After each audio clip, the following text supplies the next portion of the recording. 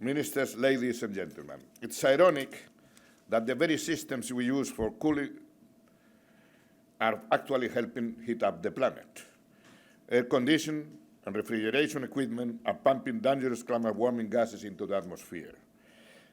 And these man-made gases are thousands of times more powerful than carbon dioxide.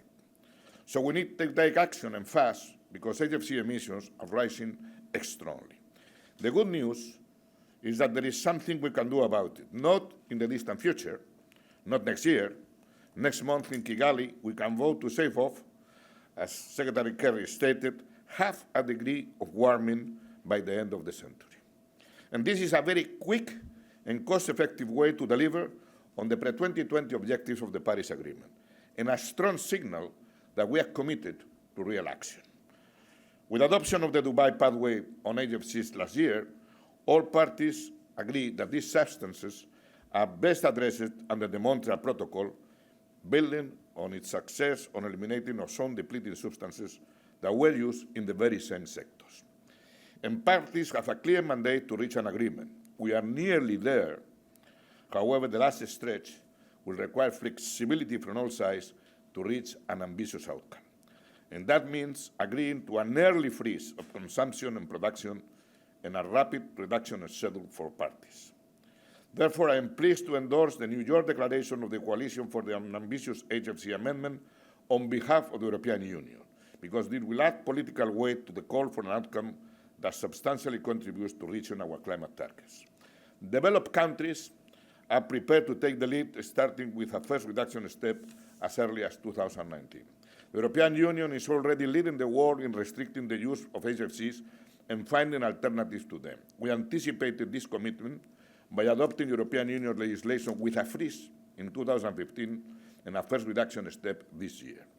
And while recognizing that developing countries need more time, it's important to agree a start date as close as possible to 2020 to avoid HFCs use growing at high speed.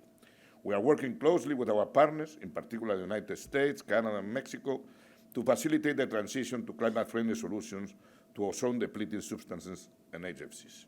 And to implement the phase-down, the donors to the protocol's multilateral fund are prepared to provide sufficient additional financial resources to offset costs arising from agreed HFC obligations for developing countries.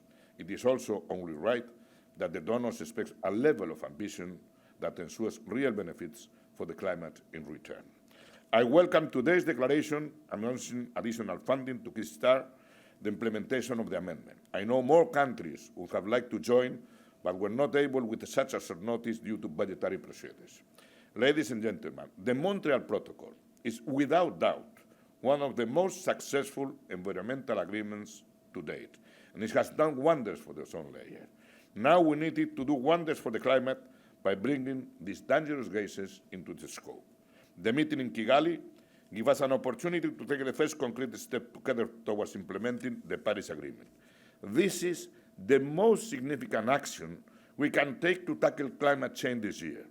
Let's follow the good progress we made in Vienna next month in Kigali by sending an early birthday gift for the Paris Agreement. Thank you.